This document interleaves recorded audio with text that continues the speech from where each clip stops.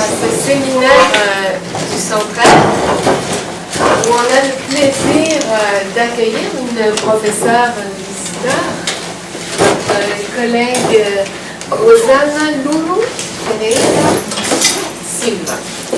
Elle est professeure au département de zoologie de l'Institut des biosciences de l'Université de São Paulo. Et elle dirige un groupe de recherche en éducation relative à l'environnement. Educação ambiental. C'est ça. Bienvenue à la famille de Rosana qui a bravé la rigueur de notre climat. Être ici avec nous. Durant ce séminaire, nous entendrons Mariana également, Tambellini Faustino, qui est en train de poursuivre un doctorat en éducation relative à l'environnement sous la direction de Rosana. Et vraiment, quel privilège d'avoir sa directrice sur place, sur le lieu même du stage que fait Rosana. Alors, en fait, idéalement, dans un ordre logique, nous aurions entendu d'abord Rosana nous présenter les fondements et les pratiques de son groupe de recherche, mais compte tenu que ma collègue Isabelle aimerait bien être ici et qu'actuellement il y a une assemblée départementale cruciale, elle va arriver un petit peu plus tard. Alors on va entendre d'abord Mariana qui va nous présenter, elle, une recherche sur le thème qu'elle développe, médias et éducation relative à l'environnement. Alors, on a la chance d'avoir Mathéus avec nous, qui a accepté de faire la traduction.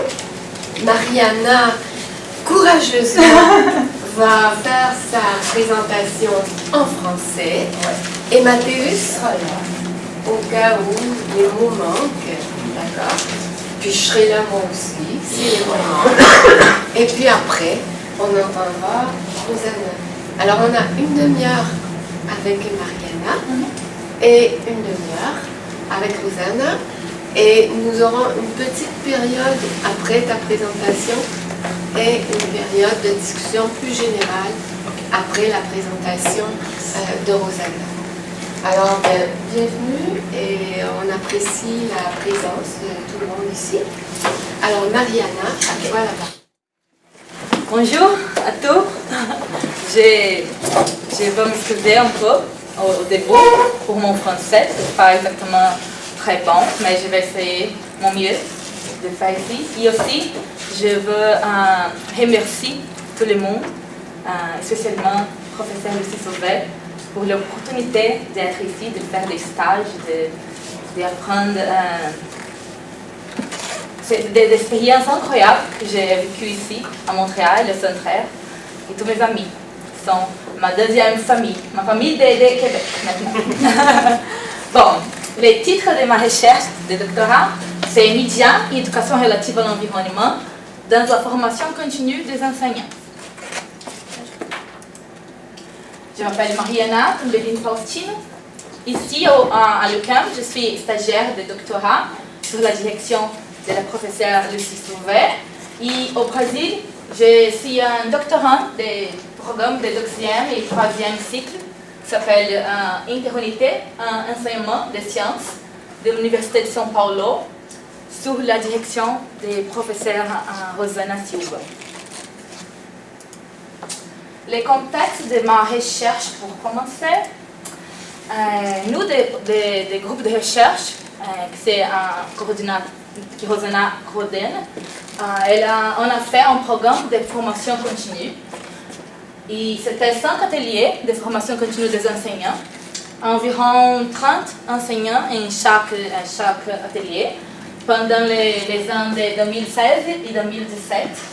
Et le domaine, la thématique de ces ateliers, c'est l'utilisation des médias sur l'éducation relative à l'environnement.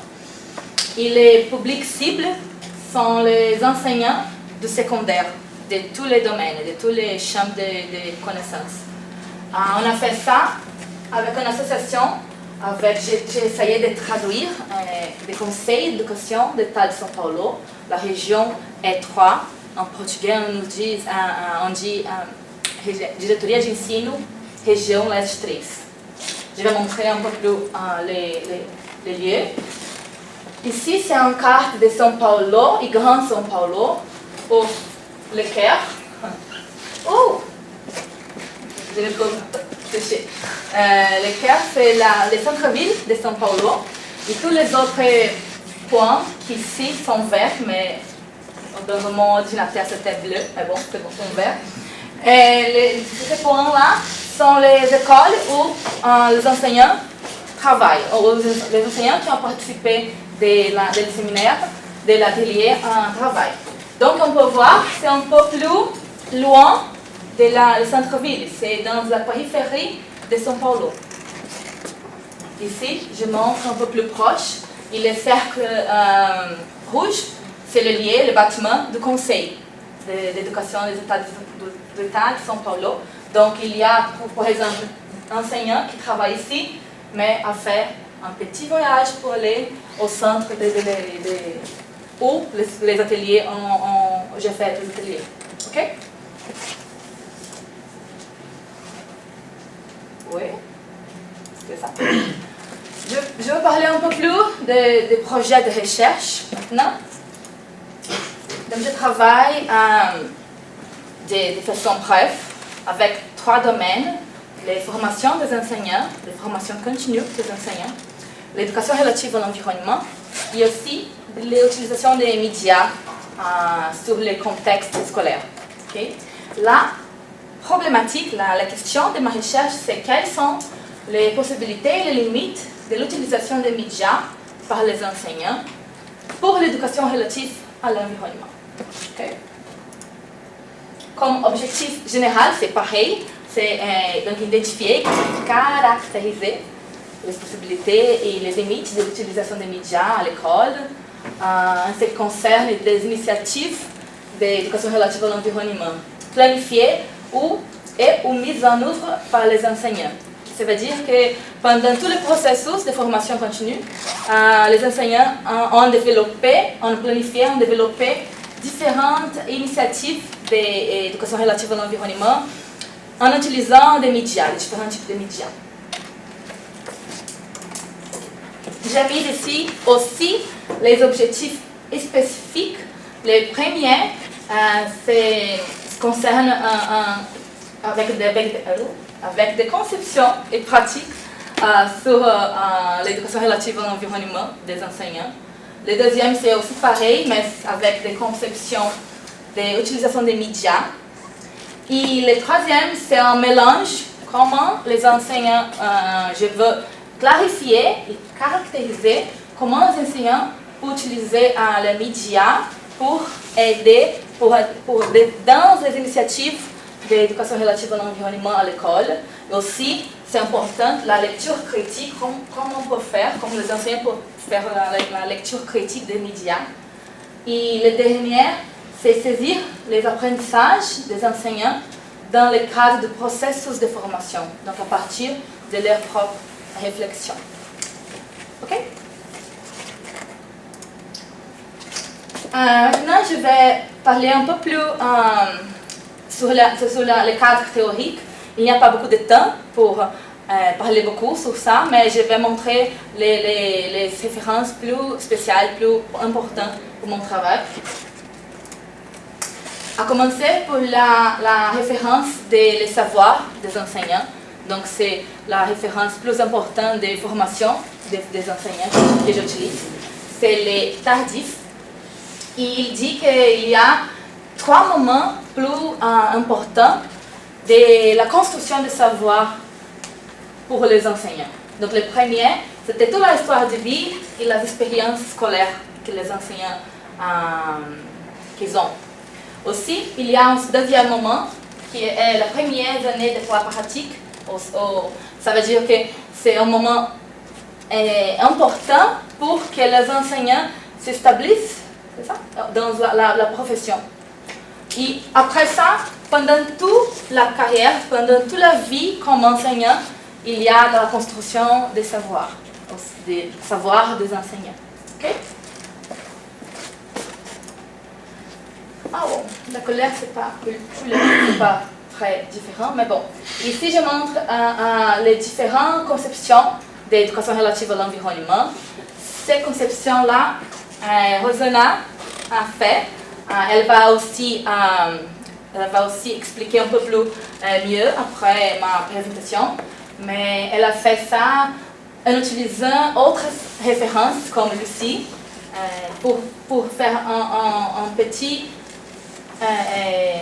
uma synthèse des conceptions d'éducation relative à l'environnement. Donc, il y a la conception conservatrice, la conservation pragmatique et la conception critique. Dans notre groupe de recherche, nous utilisons beaucoup, on essaie d'utiliser la conception critique et je ne peux plus m'oublier.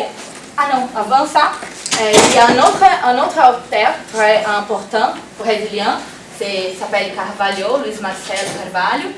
On utilise ça et il dit que toutes les personnes qui veulent planifier quelque activité, quelque initiative sur l'éducation relative à l'environnement a besoin d'utiliser ces 3 dimensions. Donc, c'est pas, non pas seulement utiliser les connaissances, mais aussi prendre attention et utiliser des valeurs éthiques et des valeurs esthétiques, et aussi les façons d'agir, les politiques, les participations. Okay? Donc, après ça, c'est le moment, je ne peux m'oublier de mettre ici un extrait de l'ouvrage de Sauvel. Et donc, l'ère critique et politique, je vais lire, mais ce n'est pas exactement comme elle, mais je vais essayer. Doit contribuer à la formation d'une citoyenneté consciente des liens étroits entre société et nature.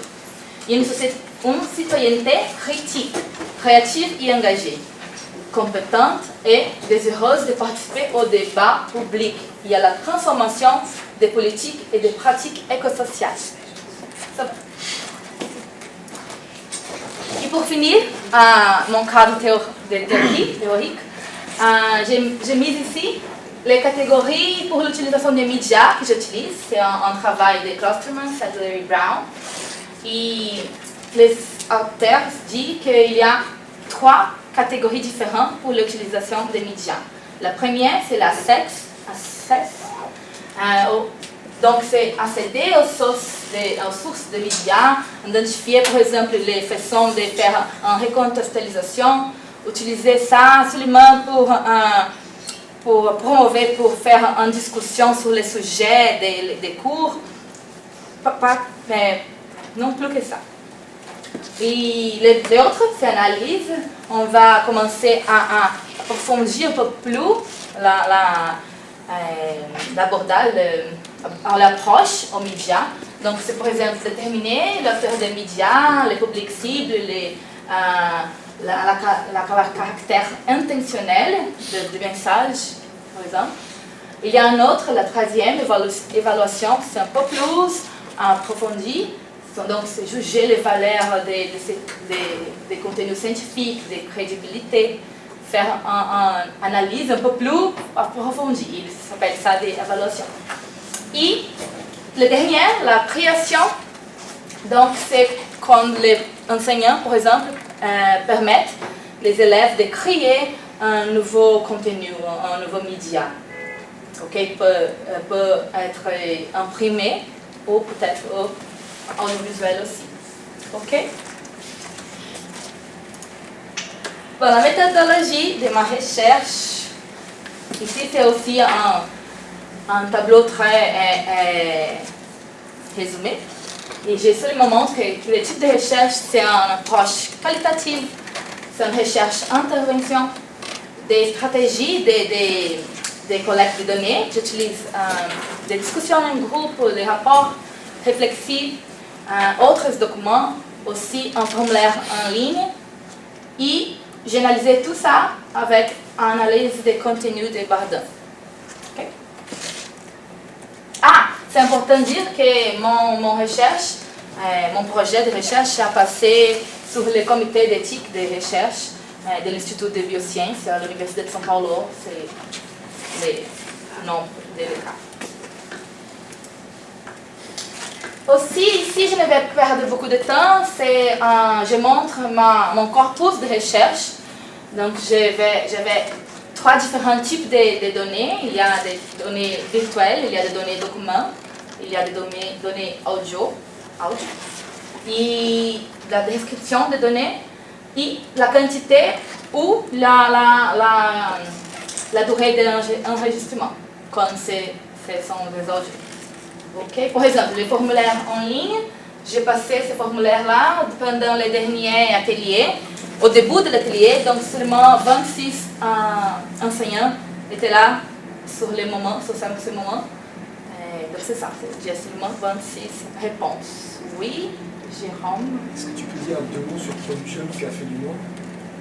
Production du Café du Monde, c'est exactement, je vais montrer. Parce qu'il y a la discussion du Café du Monde, il y a les documents, les choses que les professeurs, que les enseignants ont fait, développé. Je vais montrer. Quelques résultats. Avant que je commence pour les Cafés du Monde, je vais dire seulement un peu sur le profil des enseignants. Ça a venu de formulaires en ligne.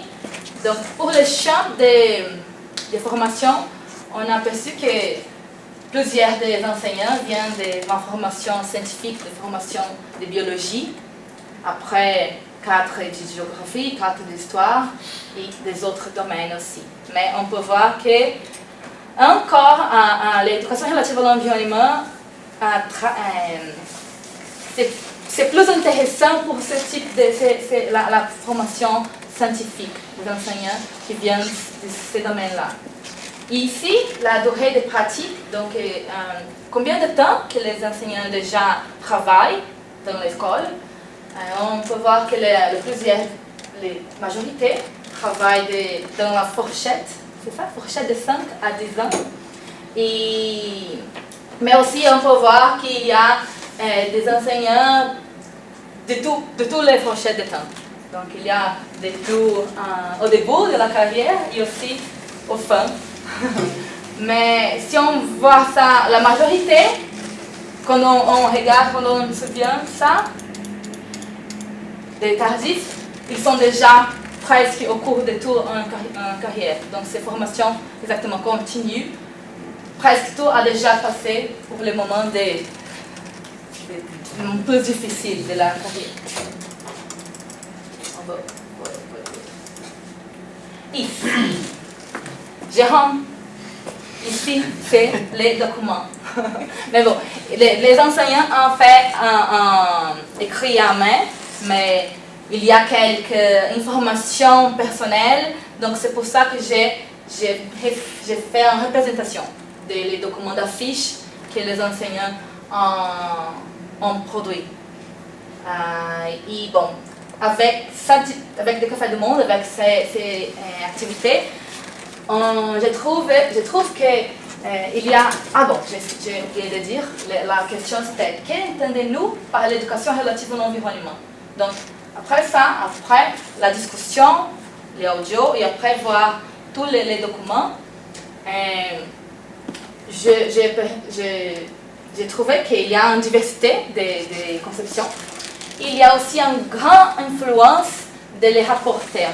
Rapporteurs, c'est les enseignants qui sont responsables pour chaque question.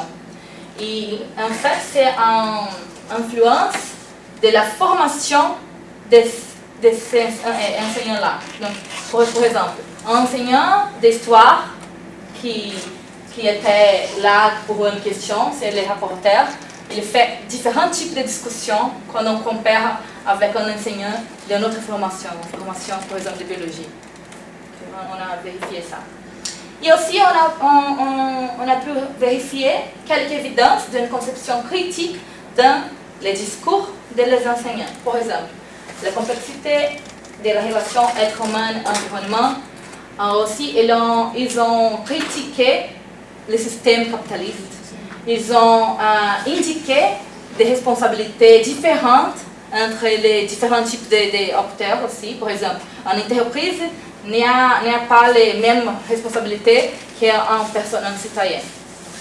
Et aussi sur les questions en ce qui concerne l'éducation relative à l'environnement. Et aussi, il y avait aussi des propositions de citoyenneté active dans les discours des enseignants. Okay? D'accord? C'est bon, James? C'est bon? Des personnes comprennent que je parle? Okay? Bon. La deuxième question que ça fait de monde, c'est aussi les conceptions, mais c'est conception des médias. Donc la question c'est quelle intervention éducative avons-nous déjà développée dans l'école en matière d'éducation relative à l'environnement? Donc déjà développée, c'est avant les formations continues, ok? C'est les activités que les enseignants ont fait avant le processus de formation. On a trouvé qu'il y a plus de pratiques avec des caractéristiques pragmatiques, comme les activités techniques et sans proposition de réflexion approfondie. Et par exemple, il y a ici beaucoup, mais plantation de semis, compostage, les poubelles écologiques. Donc on a trouvé qu'il y a un peu une rupture entre la façon que les enseignants, le discours des enseignants et aussi la pratique, l'air pratique. Okay? Sur l'éducation relative à l'environnement. Un autre donnée, un autre résultat, c'est sur l'utilisation des médias en général pour les enseignants. Donc ça vient des formulaires en ligne. Quand je demandais souvent, qu'est-ce que vous utilisez des médias? Je montre ici que 65% des enseignants utilisent images, illustrations, aussi des tests variés. Et personne n'utilise les programmes de radio, par exemple. Souvent.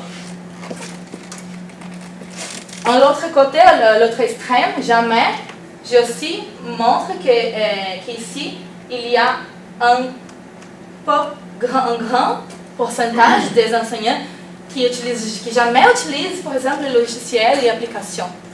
Donc ça, c'est une question qu'on peut réfléchir un peu plus sur les actuels mondes et l'actuelle éducation. Qu'est-ce qu'on veut changer ça?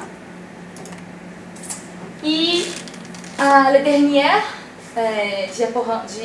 diapositive sur ça, j'ai mélangé souvent et de temps en temps, parce que oui, n'est pas toujours qu'on peut utiliser les médias à l'école. Donc quand on fait ça, on peut voir que presque tous les enseignants utilisent les images et photographies, aussi des films, documentaires, animations, des diaporamas et les articles de presse écrits. Ok? C'est comme un profil aussi des enseignants de l'atelier. Maintenant, je vais parler un peu plus sur le mélange entre l'utilisation de l'éducation relative à l'environnement et l'utilisation des médias. Toutes ces 5 activités, les enseignants ont produit, ont planifié pendant les cours de formation continue. Donc, le premier s'appelle les différents types de pollution. Et l'enseignante a utilisé articles de presse écrits et aussi reportages de médias audiovisuels. Les deuxième, les troisième et les quatrième ont utilisé des reportages seulement des médias audiovisuels. Le deuxième s'appelle utiliser des déchets pour produire l'art. Le troisième, mono. Et le quatrième, réappropriation et réutilisation des matériaux. Donc, ce sont la photographie que les enseignants m'ont envoyée. Et le dernier, l'eau. L'enseignante a utilisé un mural digital, virtuel, pour permettre que les élèves fassent des différentes communications, différentes créations de contenu sur la thématique qui c'était l'eau. Quand on voit avec la classification des clusters, on peut dire que les deuxième, les troisième, les quatrième, les enseignants seulement utilisaient la média pour contextualiser, pour faire des discussions sur les sujets. Donc c'est pour ça qu'on a mis ça dans la catégorie des access. Les premiers, les différents types de pollution, c'était un peu différent. L'enseignant a utilisé les différents types de médias pour faire un comparatif, pour voir pourquoi il y a quelques informations dans un presse écrite et pourquoi pas il y a ça dans un autre média. Il a fait aussi elle a essayé de juger les contenus scientifiques et la crédibilité des médias avec les étudiants. Donc, on a mis ça dans l'évaluation. Et enfin,